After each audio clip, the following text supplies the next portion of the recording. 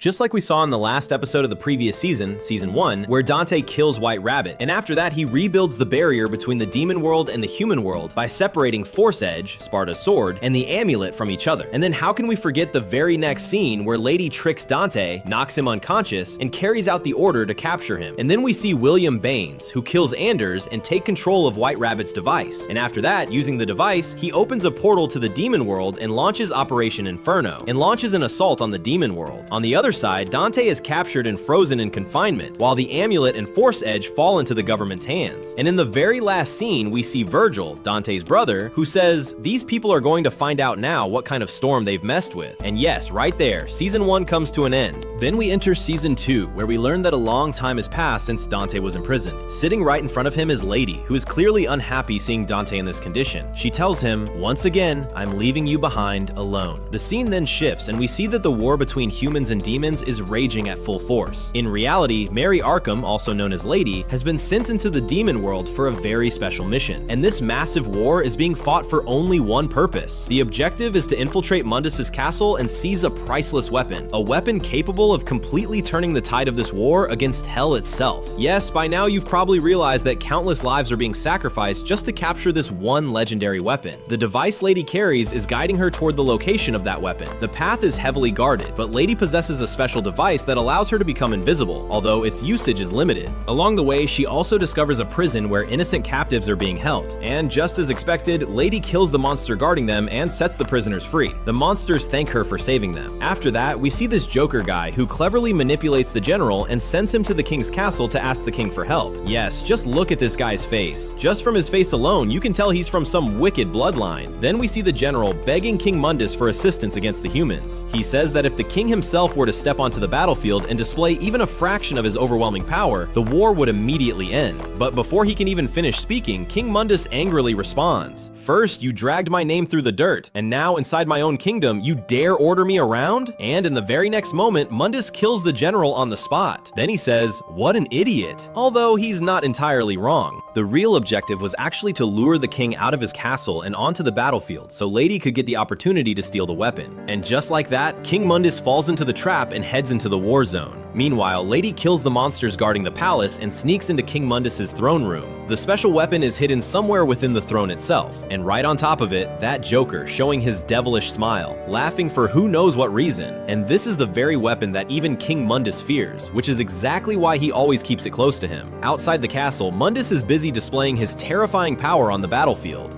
Then the scene shifts to the western Makai region, 1,800 miles away from Mundus's castle, where we see a mysterious girl being surrounded by monsters. The monsters say, "Looks like you've wandered far away from the battlefield, and around here, only we rule." Suddenly, Vergil, Dante's brother, interrupts them and says, "In this world, only one king rules. Are you rebelling against your king?" The monsters reply, "This human entered our world because of your king Mundus. We refuse to follow such a foolish ruler." Vergil calmly responds, "You won't be refusing anymore, because I was sent here to take your heads." And then the monsters attack, but they get slaughtered within seconds like insects. One surviving monster rushes toward the girl, but she turns out to be incredibly fast and kills the creature in the blink of an eye. It's obvious that this girl already knows Vergil very well. She says, "I know your friend hates this human form of yours. Actually, I've brought you a message from Uroboros." The moment Vergil hears that name, he suddenly starts remembering something from the past. During this, the girl says, "The snake who eats its own tail." Then she continues, "He sent me to tell you that he's not only alive,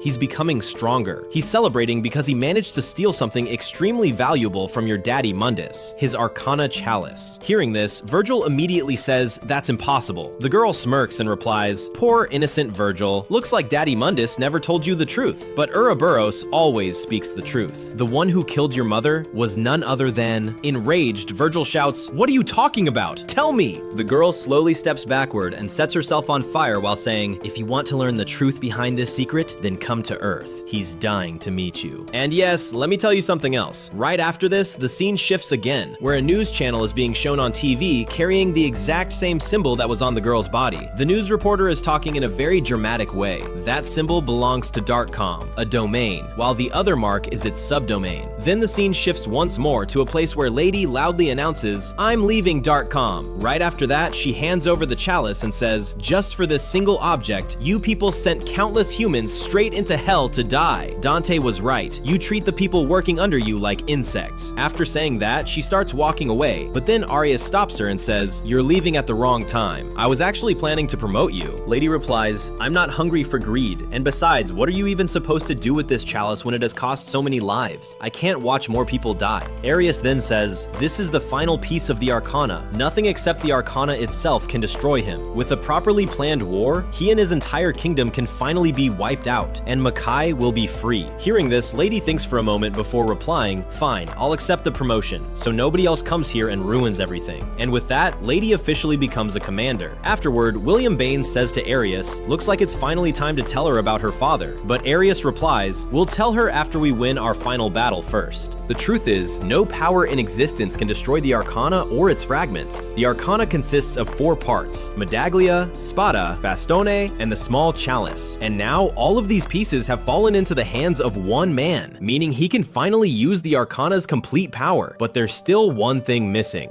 Vergil. And that's why they've already started baiting him into coming to Earth. The first bait was that mysterious girl, and the second is the Joker, whose real name is Jester. Honestly, the girl had a small chance of succeeding, but Jester looks so insanely manipulative that he manages to manipulate Vergil within moments and succeeds in his mission. After all, a man capable of dragging a king off his throne and onto the battlefield can do almost anything. Special bullets designed specifically to capture Vergil have already been created, using Dante's DNA. Later on, we see that the moment Arius enters a demon gathering in his human form, the entire atmosphere changes. All the demons go completely silent. They don't insult Vergil directly to his face, but they speak loudly enough for him to hear. Then eventually, Vergil stands before King Mundus himself and informs him that the Western Wastelands are openly insulting his name because the demons there have learned that humans entered Makai because of Mundus himself. Mundus replies, "If I hadn't sent you after White Rabbit, humans would never have entered our world in the first place. But it doesn't matter anymore. The wall built by your father will soon fall, and Earth will lie beneath my feet." Then, after confirming from the king that the chalice was truly stolen, Vergil asks permission to go to Earth and retrieve the Arcana. Mundus replies, "Just make sure your connection to that world doesn't interfere with your mission." And yes, he's clearly talking about Dante. Mundus also reveals that there's a traitor among them, maybe even more than one. Since their world is in danger without the Arcana, he immediately orders Vergil to leave. The reason Vergil can move between both worlds so easily is probably because he's both human and demon. But unfortunately, the moment Vergil steps onto Earth, the army immediately detects his presence. One attack after another is launched to capture him. The plan is actually brilliant, and they even manage to restrain him for a moment. But the instant they attack him using bullets made from Dante's DNA, Vergil breaks free from captivity and completely turns the tables within seconds, showing everyone their true place. Then, in anger, he says, "Whoever among you is still capable of speaking will answer one question of mine. Tell me the name of the one who gave you the mark of Uroboros." The scene then shifts again where Arius says to the mysterious girl, "Just as expected, your sister brought you here. Looks like Uroboros has finally achieved his goal." And after that, we once again see Lady visiting Dante, clearly regretting the decision she made. And with that, the episode comes to an end. If you guys want me to continue this series, then just subscribe. Not because I desperately need it, but so I can understand how many people are actually enjoying this series. These videos take an unbelievable amount of effort to make, more than you can imagine. If the response is good, then I'll definitely continue it. Otherwise, I might have to move on and try another series instead. Yes, that's it.